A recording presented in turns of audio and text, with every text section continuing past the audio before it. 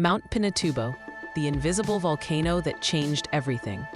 What if I told you that over 1 million people were living in the shadow of the second largest volcanic eruption of the 20th century?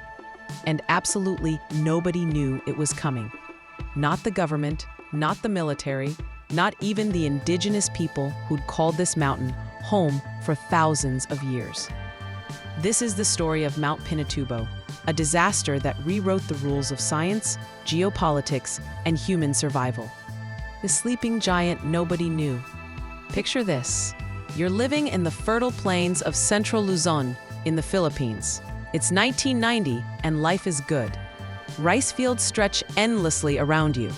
American military bases pump money into your economy. And that unremarkable, heavily eroded mountain in the distance? It's just part of the scenery.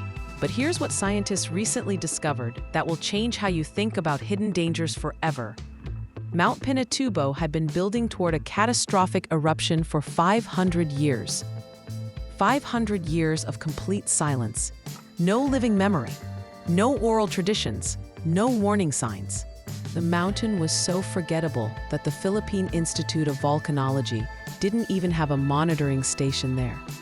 It was what researchers call socially invisible, a sleeping giant that society had forgotten was ever awake. Drop a comment if you've ever lived near a potential danger you didn't know about, a fault line, flood zone, or old industrial site.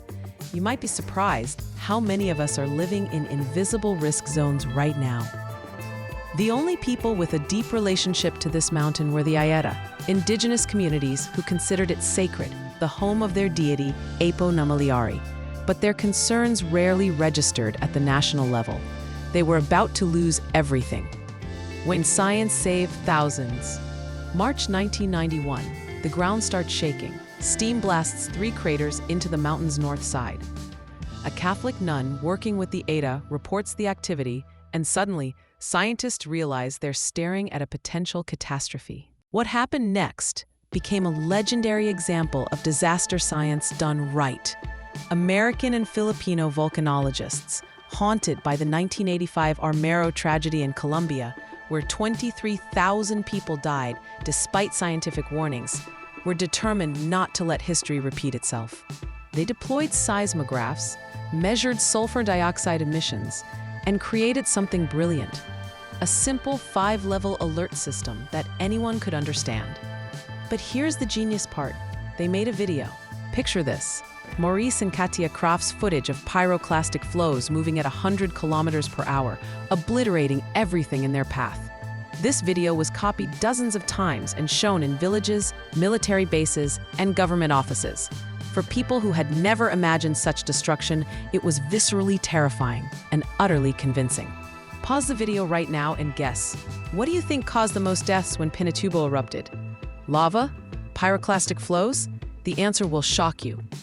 By June 15th, over 60,000 people had been evacuated. The U.S. military pulled 14,500 personnel from Clark Air Base. When the mountain exploded with the force of multiple nuclear bombs, the danger zones were almost empty. This evacuation saved tens of thousands of lives. The real disaster came after. Here's what the media won't tell you about successful disasters. The eruption itself wasn't the killer. Of 847 total deaths, most people died from roofs collapsing under wet volcanic ash mixed with typhoon rains. Others perished in the evacuation centers themselves. But the real catastrophe was what came next, lahars. These concrete-like rivers of volcanic debris flowed for over a decade, triggered by every major rainfall. They buried entire towns like Bacolor up to their second stories, destroyed 800 square kilometers of prime farmland, and displaced 1.2 million people. The lahars were more destructive than the eruption itself, a slow-motion disaster that never seemed to end. For the Aeta people, this was nothing short of cultural apocalypse. Their mountain home was sterilized, buried under meters of ash. The forests, rivers, and hunting grounds that had sustained them for millennia became a gray, lifeless moonscape. Thousands of years of traditional ecological knowledge became useless overnight. In evacuation centers, Aeta children died at rates reaching 26 per 10,000 per week. 3 times higher than other evacuees. Measles, pneumonia, malnutrition, these weren't natural disaster deaths. They were failures of humanitarian response. Government resettlement programs placed the Aeta on marginal lands unsuitable for their traditional farming. Many sites were abandoned. Families that had been completely self-sufficient were reduced to begging in cities for the first time in their history. The hidden geopolitical earthquake. But here's the twist nobody saw coming. Mount Pinatubo didn't just change the landscape. It changed the balance of power in Southeast Asia. Clark Air Base, one of America's largest overseas installations, was buried under thick, wet ash. Rehabilitation costs $800 million. With the Cold War ending, the U.S. said no thanks and walked away after 90 years. The economic shockwave was immediate. 27,000 Filipinos lost their jobs directly. Entire cities like Angeles, which had grown around the bases, saw their economies collapse overnight. The volcano had accomplished what decades of nationalist protests couldn't. It ended American military presence in the Philippines. The bases eventually became special economic zones, but the transition was brutal. A natural disaster had unwittingly reshaped geopolitics across the Pacific. The paradigm shift.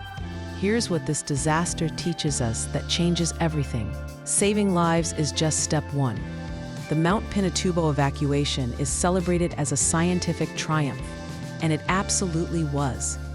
But for the Aeta people, survival meant watching their entire world disappear.